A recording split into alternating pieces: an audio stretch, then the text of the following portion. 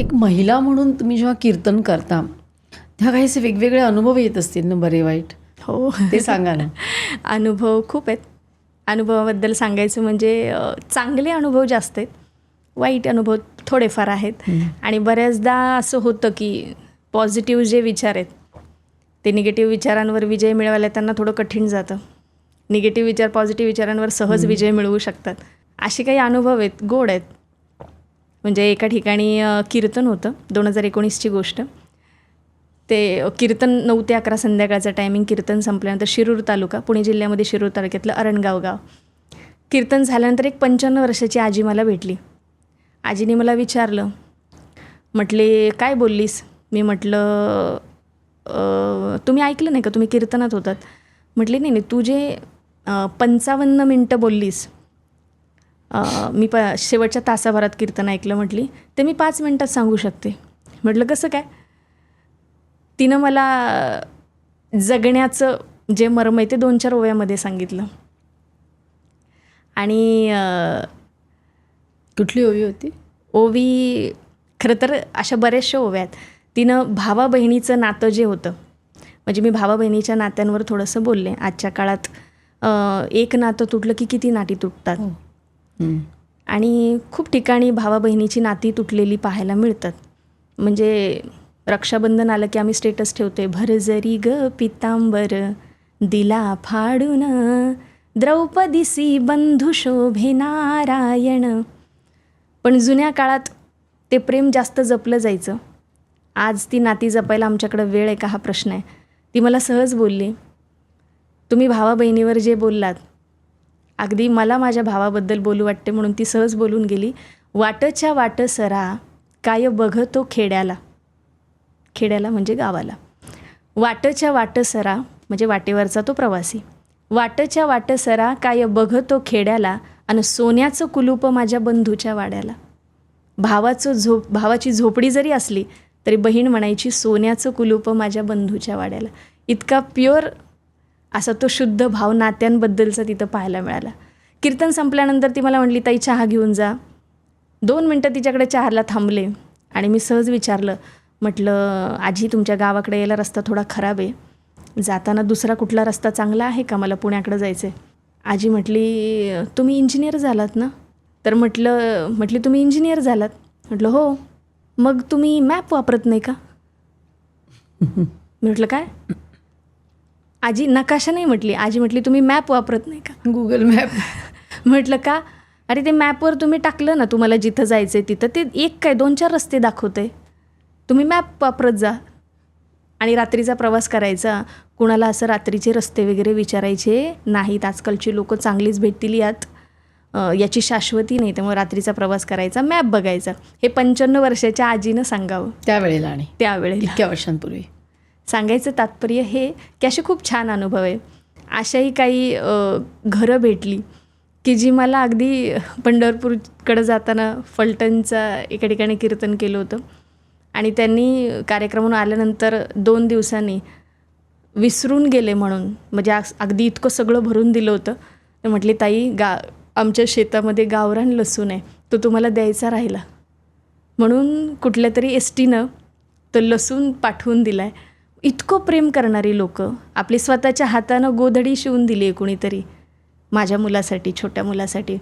अशी ही खूप प्रेम करणारी माणसं भेटली.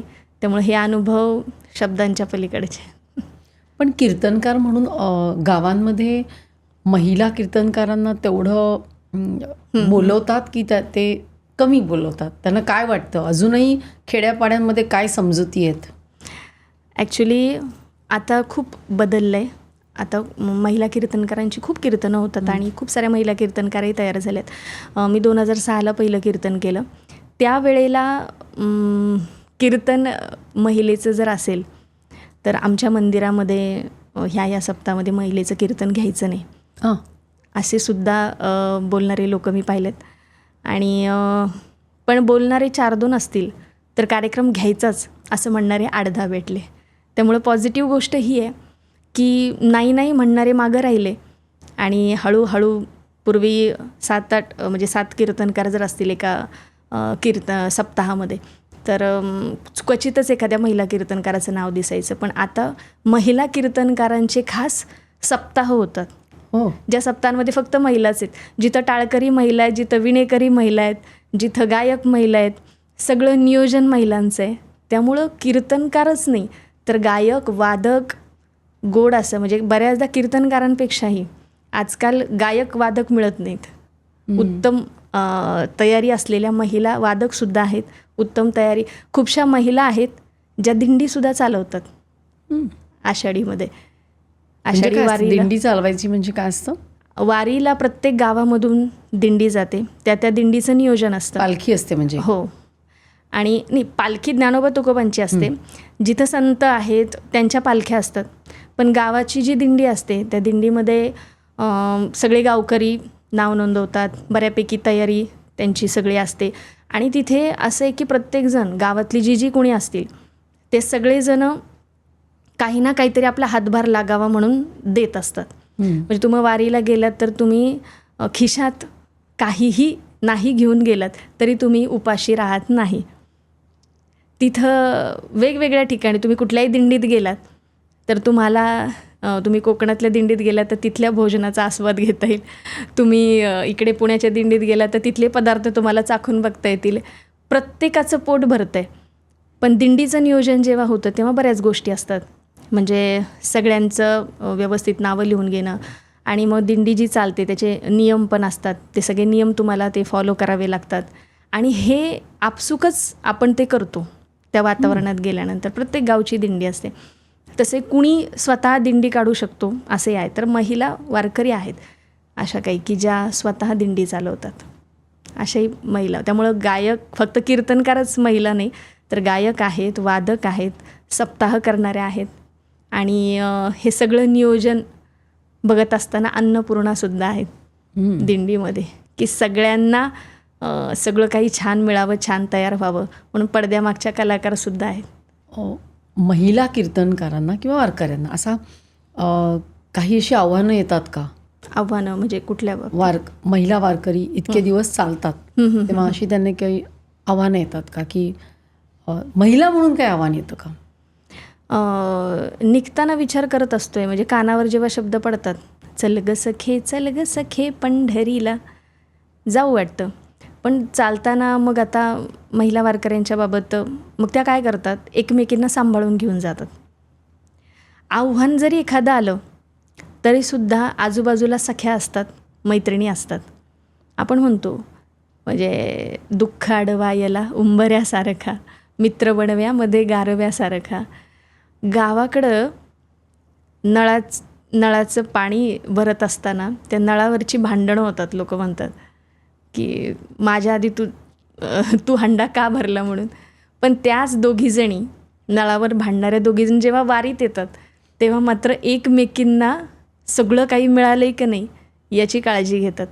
त्या एकमेकींना घेऊन सोबत जातात. वारीमध्ये महिलांच्या बाबतीत बोलायचं म्हटलं तर आपण म्हणतो की पहाटे वगैरे त्या उठतात. त्यानंतर मग आंघोळ वगैरे हे सगळं आपली जी काही रोजची गोष्टी आहेत त्या कंप्लीट करायचं म्हटलं की मग सगळ्या एकमेकींना साथ देऊन, अगदी आपण वारीच्या वेगवेगळ्या व्हिडिओज रील्समध्ये बघितलं असेल, कपडे जरी सुकवायची म्हटली तरी त्या दोघीजणी काय करतात, ते जे लुगडं आहे किंवा ती साडी आहे ते या दोघीजणी दोन बाजूला पकडतात आणि त्या उन्हाला सुकवतात. म्हणजे एकमेकींच्या साथीनं त्या पुढं जातात.